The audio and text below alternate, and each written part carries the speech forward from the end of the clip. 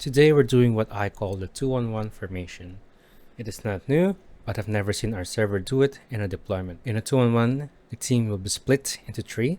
Two will go as a pair, one will play as a solo diver, and one support diver that stays in the middle, or chooses to go with one group as necessary. Due to the separation, the highlight of this deployment is communication. The group must stay roughly close by tackling objectives that are next to each other. This way, any group can provide reinforcements to another if they are in a pinch. Depending on the planet and the support diver's loadout, they may choose to stay in the middle or outside of the objective area, providing long-range support to our diver, maybe with a spear, HMG emplacement, or an anti-material rifle. Or they may choose to push and support our duo divers, or provide some force or distraction to our solo diver. Splitting the team does not mean that they cannot reform in order to take more difficult objectives like hard jammers or fortresses. Or perhaps one group gets in trouble and needs backup, thus it might be necessary to reform and provide some covering fire for our distressed diver. But, unless necessary, it is highly advisable that the team splits up during the deployment. It is also possible that our duo group or our solo diver may switch places if they deem that the solo diver may clear the objective easier, such as the case in fortresses if they're doing stealth, or outposts if they're running blitz or long-range support.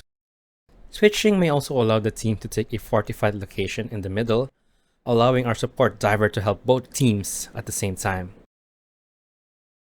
Now, I will leave what equipment and loadout that everyone brings to each team, plan out, be versatile, and communicate. That is basically it for the explanation of the deployment. However, here are some advice on this deployment if you're willing to watch further. The duo might be running together most of the game without any backup from the support or the solo diver, so plan your loadout well. Do you have something to deal with heavy armored targets, gunships? I highly recommend bringing fast cooldown stratagems like orbital gas, area denial barrages like Gatling Barrage, or quick fabric destroyers like airstrikes, or huge area destroyers like the 380mm orbital barrage. Be versatile. Make sure that between the two of you, you have almost the power of an entire team. The solo diver should be skilled enough to handle their own. Depending on what objectives they tackle, they might clear their side faster or slower compared to the rest of the team. Coordinate bot drop lures with your duo team. If you can drop airstrikes on fabricators and escape, most likely the enemies you left behind might call a bot drop, which would help your duo team. Tell them to wait for the bot drop before engaging their next location. Or maybe it's the opposite. You need to stealth into a heavily defended location, and a bot drop might disrupt you, like when you're stealthing a fortress.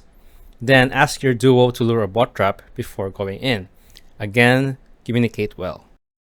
I recommend either a blitz loadout for the solo diver, that means rockets, jump packs, airstrikes, lasers, anything that you can use to hit fabricators and get out as soon as possible. Or perhaps play as a long-range fighter with rockets, such as a recoilless rifle. There's no need to put yourself in danger if you can snipe targets from a distance. Infiltration stealth can also be a strategy, but make sure not to rely solely on it, as the team might leave you behind due to its slow playstyle. Obviously, the support diver would have the biggest responsibility during this deployment. Here, I've decided to support our solo diver who went inside the objective instead of helping our duo diver create a fortified location. My goal here is just to give our solo diver the space to leave the area as there are bot drops coming. Here, I've decided to support our solo diver by taking out the gunships that might target them. Even though they are well equipped to deal with this, it would save us the time as they can focus on planting the hell bomb. A mistake that I made here is not using the resupply.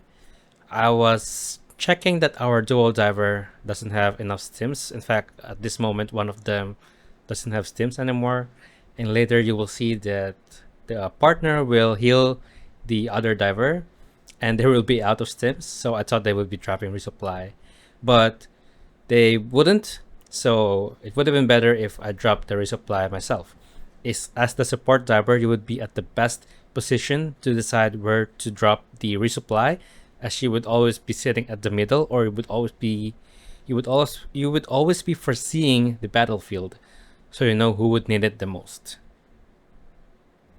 Unfortunately, the Hellbomb wasn't enough to clear out both the gunship fabricators, but instead of sending our solo diver back to it, I have decided to step in and put the hull bomb myself. That way our solo diver can proceed to their next objective and not take up too much time for the team.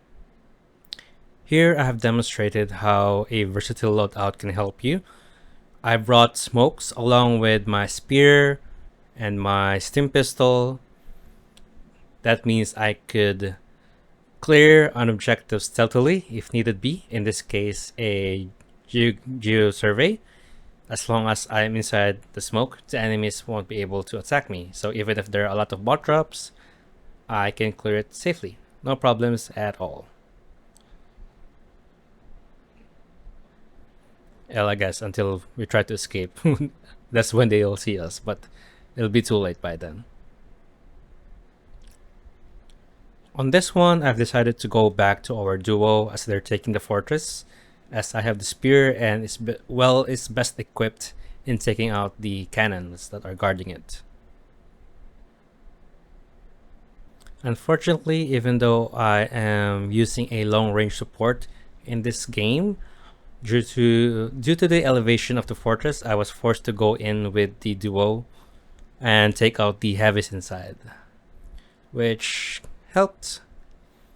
But the short range targets is quite difficult for the spear. So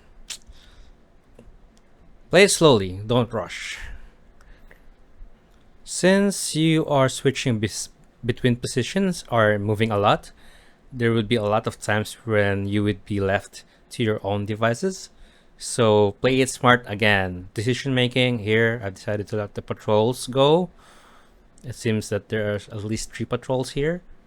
And instead of calling my allies to go to my position and help me, I've decided to let them pass, and I don't have to trouble my teammates. Here, my allies are retreating, so I've decided to take the enemies away from them by shooting the enemies and luring them to me. But be careful when you do this, because you're left behind and you won't have any support. So don't engage too much. Once you've seen that you've done your job, get away.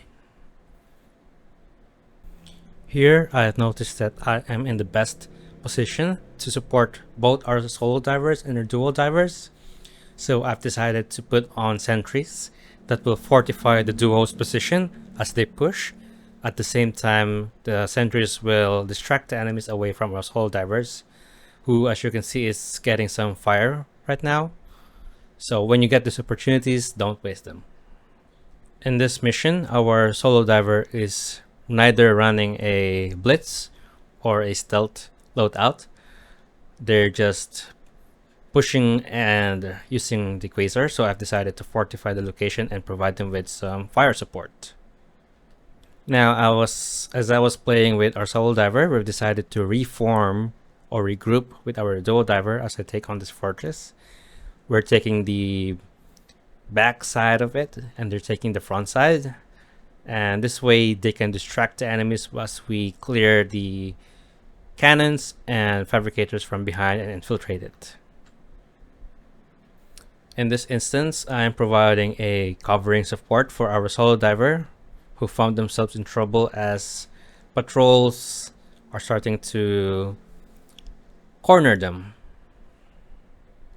There are also some mistakes that I would like to share. Here, I was trying to attract the enemies to my position, but I got left behind by my team, and it would eventually... Well, I didn't die here, but this is a bad position to be in, and you can die, but avoid getting left behind.